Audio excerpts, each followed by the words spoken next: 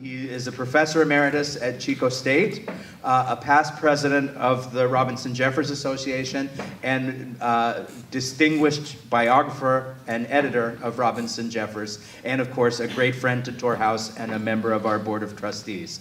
He's also a remarkably kind and elegant person in my experience, and I think that is worth noting whenever one sees it.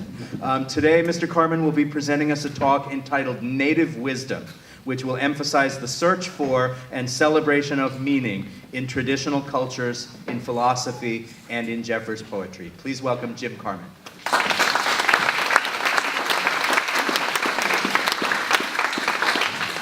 Thank you very much. Make sure you can hear me, and if you can't, raise your hands or something.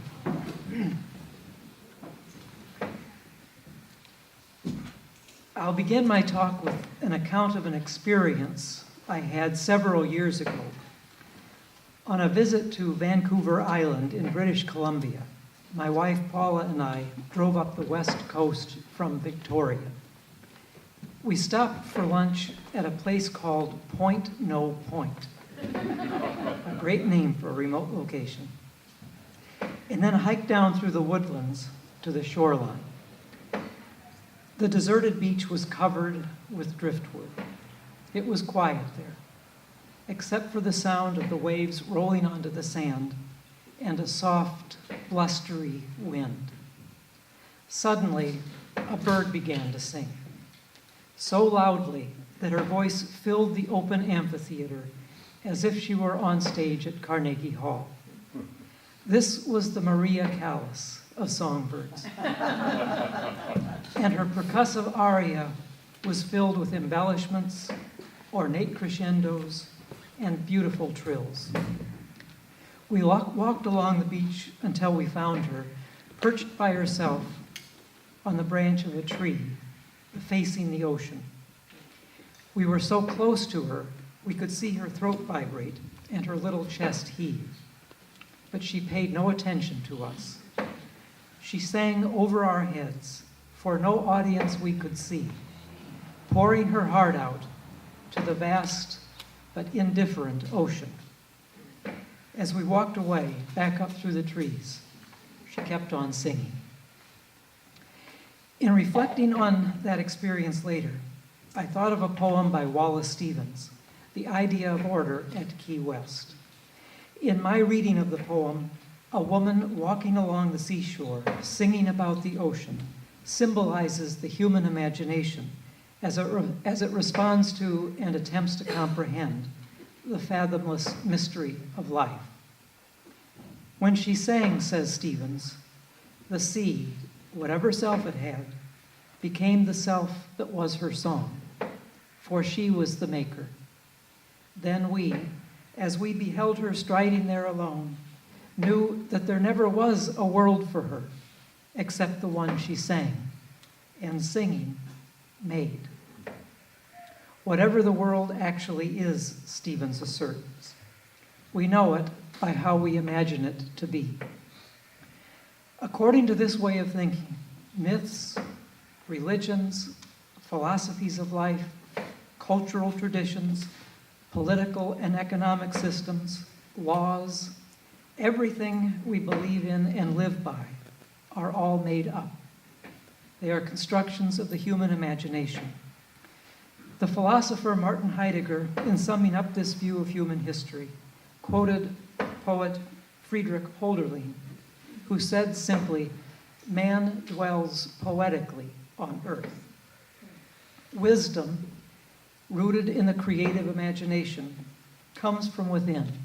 Nothing is given, which makes works like Homer's Iliad, Michelangelo's Sistine Chapel, Bach's B minor Mass, to say nothing of all the scriptures of the world, and countless other revelations of the human spirit, including Jeffers' poetry, all the more remarkable. It was her voice, says Stevens. It was, that is, the reach of the human imagination that made the sky acutest at its vanishing. She measured to the hour its solitude. She was the single artificer of the world in which she sang. That's a heavy weight to put on a little bird's shoulders, singing alone at point no point. But as we watched and listened to her that day, she seemed to be the very embodiment of the creative spirit. At home in her environment, absorbed in the moment, and confident in her expressive power. With that little bird in mind, and with the sacredness of place as the theme of our conference today, I would like to devote most of my time to a discussion of two books, one philosophical and the other ethnographic, with the hope that the insights they contain will help us better understand both the theme itself and Jeffers' achievements as an artist. For the first book, I won't get past the title. All I'll do is share it with you. It's quite a title, and then discuss its component parts. The title of the book is The Elemental Passion for Place in the Ontopoiesis of Life. Passions of the Soul in the Imaginatio Creatrix. Isn't that? The book is the 44th volume in a series titled Analecta Husserliana, the Yearbook of Phenomenological Research, edited by Anna Teresa Timinenka and published in 1995. Timinenka, it's a hard name to pronounce, was the Polish-American founder of the World Institute for Advanced Phenomenological Research and Learning, now known as the World Phenomenology Institute. She was a student of Roman Ingarden and a close associate of Emmanuel Levinas, Paul Ricoeur, Hans-Georg Gadamer, and other notable post-World War II philosophers. She was married to Hendrik S. Hauthaker, a prominent Harvard philosopher, an economist, I should say. And she was the devoted friend of Pope John Paul II. Some say she was the most important woman in his life. Now, you can make of that what you will, I'm just reporting facts. The Analecta Husserliana is a series of books containing essays written by international scholars who were influenced by or used the methods of Edmund Husserl, a German philosopher who lived from 1859 to 1938. Husserl established the field of study called phenomenology, a way of doing philosophy that focuses attention on the form and content of human thought and behavior, without regard to the truth or validity of what humans perceive, think, feel, or do. Mental phenomena are studied objectively by suspending judgment about, or bracketing, as he called it, any claim to correspondence between what people believe and the way things actually are. This approach to human life has been especially helpful to the academic study of religion, where, as a formal discipline, the phenomenology of religion, also known as comparative religion, and the history of religion, allows scholars to examine cross-cultural features of religious experience without addressing the question of truth. Place, the idea of place, or the elemental passion for place, to return to the title, is just such a phenomenon, not just in the religions of the world, but in human life generally, where place is both a fundamental unit of consciousness and a supreme value. As a fundamental unit of consciousness, the passion for place, that is, the intense need to make sense of our surroundings and to know where we are, is rooted in adaptive mechanisms evolved over hundreds of millions of years and shared to some degree with all living things. I'm referring here to the motor and sensory systems, from the most rudimentary to the most highly advanced, that sentient beings use to orient themselves, maintain balance, and move about in the world. As a supreme value, the idea of place informs our experience of home, both as private shelter and environmental habitat, with equally deep and widespread roots in evolutionary history. The human passion for place in this regard is linked to the inborn navigational behavior or systems that govern homing in its many different forms, such as the spawning behavior of salmon and the migration pattern of geese, the self-protective instincts that result in webs, nests, burrows, dens, and other dwellings, and the territorialism, the drive to protect one's own space down to one's own body, found throughout the biosphere. Now, the ontopoiesis of life, the second part of the main title, refers to the way creatures create or help to create the world they live in. Onto refers to being, and poiesis refers to making. So ontopoiesis means making up what is. There is also a spiritual dimension to the term with reference to self-development or becoming. In any case, from the perspective of phenomenology, mind or consciousness has a role in the construction of reality, certainly for humans, but for all beings as well. This brings us back to Hölderlin and Heidegger's idea that man dwells poetically on earth.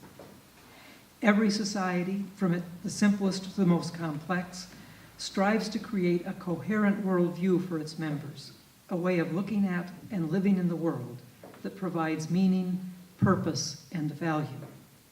And within a society, every individual uses what is given, the shared language, customs, and beliefs, to create his or her identity. But the human attempt to comprehend reality is different from reality itself.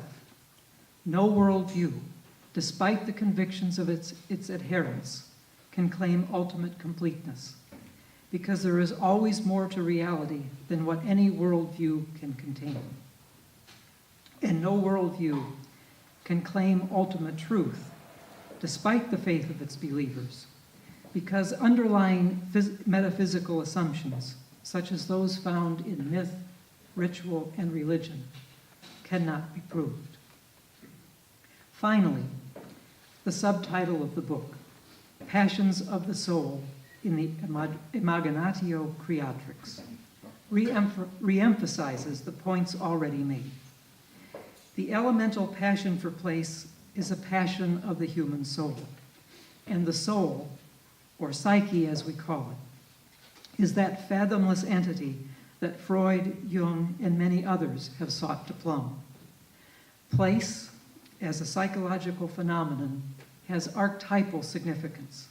Its roots, as an idea and an experience, reach deep into the imaginatio creatrix, the creative imagination, deep into the personal and collective unconscious, and acquires thereby numinous, or as our theme for the day suggests, sacred power. With these as its guiding precepts, Mai Inaka, in her book, collected essays on a wide selection of topics, including studies of individual writers such as Spencer, Proust, Dickinson, Beckett, Rilke, and Fitzgerald, along with explorations of a wide variety of themes, such as wilderness and garden as sacred place, the archetype of the house, and the concept of space in medieval drama. An essay on Jeffers would have been more than appropriate for Tiemann Ennike's book. It could easily have been the centerpiece, for no poet of his time, or perhaps any time in American history, identified with a place as deeply as Jeffers did with Carmel and the Big Sur coast.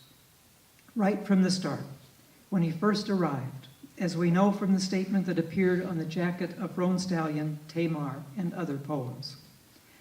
When the stagecoach topped the hill for Monterey, Jeffers says in this frequently quoted passage, and we looked down through the pines and sea fogs on Carmel Bay, it was evident that we had come without knowing it to our inevitable place.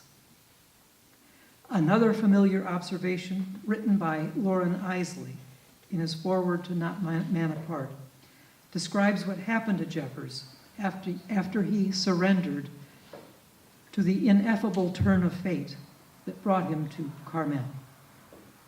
Something utterly wild crept into his mind and marked his features, Eiseley writes. I cannot imagine him as having arisen unchanged in another countryside. The sea-beaten coast, the fierce freedom of its hunting hawks, possessed and spoke through him. It was one of the most uncanny and complete relationships between a man and his natural background that I know in literature. I would like to add here, somewhat parenthetically, that a hallmark of Jeffers' art, as well as his life, is its illuminating relevance across a broad range of disciplines. Eiseley, for instance, was an anthropologist who specialized in human paleontology, and a naturalist who authored a number of best-selling books, such as The Immense Journey and The Unexpected Universe. In reading Jeffers, he found a way of looking at the world that shaped his career as a social and life scientist. In the same way, Joseph Campbell credited Jeffers with opening his eyes to the mysterious workings of myth, the mythic imagination, and he used those insights as a foundation for his own life's work. In the field of comparative religion, Houston Smith read Jeffers all his life. He took a copy of select poetry on his honeymoon, and kept it by his bed for 30 years. And he found in Jeffers a flowing stream of ancient wisdom, forgotten truth, as he called it, that Smith regarded as the esoteric core of all religious and spiritual traditions. Keep all of that in mind. Because the second book I would like to bring your attention is different altogether. It's a minor classic in the field of American ethnology, titled Wisdom Sits in Places, Landscape and Language Among the Western Apache, written by Keith H. Basso and published in 1996. Following the principles of phenomenology found in T. Mai Enneke's book, and even mentioning Heidegger and other philosophers at times, Basso examines the centrality of place in Apache culture.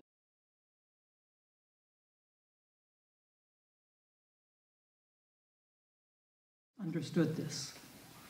Remember, he says in The Torchbearer's Race, mindful of the history of the cosmos as a whole, that the life of mankind is like the life of a man, a flutter from darkness to darkness across the bright hair of a fire. And however long we last as a species, our time will be brief compared to the perdurance of the natural world. Before the first man, Jeffers says in Hooded Night, here were the stones, the ocean, the cypresses, and the pallid region in the stone-rough dome of fog, where the moon falls on the west. Here is reality. The other is a spectral episode. After the inquisitive animals' amusements are quiet, the dark glory. So what are we supposed to do? That's too big a question for the time I have remaining. But if we were to follow Jeffers' lead, we would see through every story we were ever told. We would see through them, emphasis on the word see, as he did, having worn the lenses of Greco-Roman Judeo-Christian tradition for many years, and having read just about everything of value. But as skeptics, we would see through them emphasis on the word through, past them. We would take those lenses off, any rose-colored glasses we might have wanted to try, and recognize their limited provisional value. Next, still following Jeffers, we would abandon all our preconceptions and find ways to experience the world directly. I will go down to the lovely Sur Rivers, says Jeffers in return, and dip my arms in them up to the shoulders. I will find my accounting where the alder leaf quivers, in the ocean wind over the river boulders. I will touch things and no more thoughts. We would find thereby our own native wisdom, hence the title of my paper. What we were born with, when with wild minds and all our senses, we reached out to the world, seeking to find our place in it. And finally, we would reject our innate human solipsism and recognize the transhuman magnificence of the cosmos as a whole. Civilized, crying how to be human again, Jeffers says in Signpost, this will tell you how. Turn outward, love things, not men. Turn right away from humanity. Let that doll lie. Consider, if you like, how the lilies grow. Lean on the silent rock until you feel its divinity. Make your veins cold. Look at the silent stars. Let your eyes climb the great ladder out of the pit of yourself and man. Things are so beautiful. Your love will follow your eyes. Things are the God. You will love God, and not in vain. For what we love, we grow to it. We share its nature. By way of conclusion, I would like to say a few words about a poem written soon after Jeffers experienced his 1919 spiritual and artistic awakening, Point Pinos and Point Lobos. In this remarkable poem, linked to two specific places, north and south of his home, Jeffers reflected on the wisdom of the West and East as represented by two supremely influential teachers, Jesus and the Buddha, and rejects them both.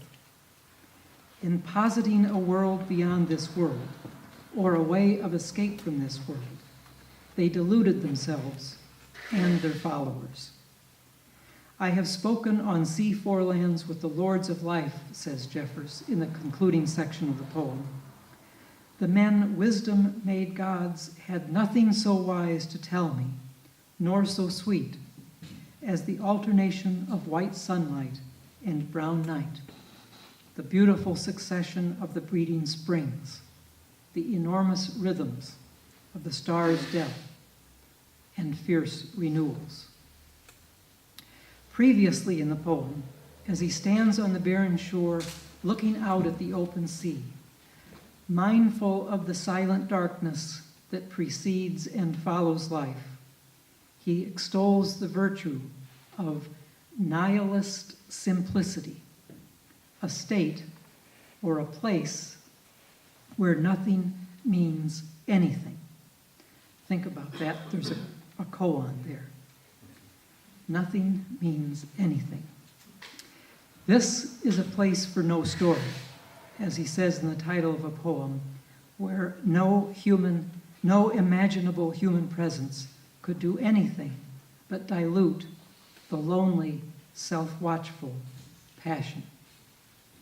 This is a place very much like the one where we started, point, no point, where you realize that the point is, there is no point.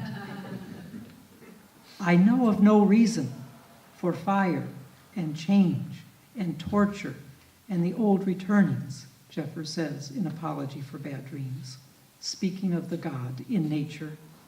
He, being silent, might be still. I think they admit no reason. It flows out of mystery into mystery, he observes in a late poem, There is no beginning. How could there be? And no end. How could there be? The stars shine in the sky like the spray of a wave rushing to meet no shore, and the great music blares on forever. But to us, very soon, it will be blind. Not we, nor our children, nor the human race are destined to live forever. The breath will fail. The eyes will break. Far greater witnesses will take our places. It is only a little planet, but how beautiful it is. Our task, it seems, is to be witnesses, to see, really see, where we are here and now, and to be ourselves like that little bird singing on the shore of Point No Point, mentioned at the outset. To be, that is, the very embodiment of the creative spirit, at home in our environment, absorbed in the moment, and confident in our expressive power. With that soprano of the open air in mind, I would like to close with another witness, two witnesses, one not so operatic, but eloquent just the same, perhaps in a Jeffers sort of way. The poem set nearby in the Big Sur is by Guy Mayo, otherwise known as Guiomar de Angelo, Jaime de Angelo's daughter. It is titled Torres Canyon. My eyes open. A cool dawn crosses my face. Overhead are great oaks against a pale sky. The redwood deck is old, splitting, rough with splinters, gray, covered in sharp, hard, dead oak leaves. It is silent, but there is a light, faint sound in the distance. The sea breaking a mile below. Gold sun touches the ridge across. I listen. Then a blue jay shrieks. Sharp. Twice.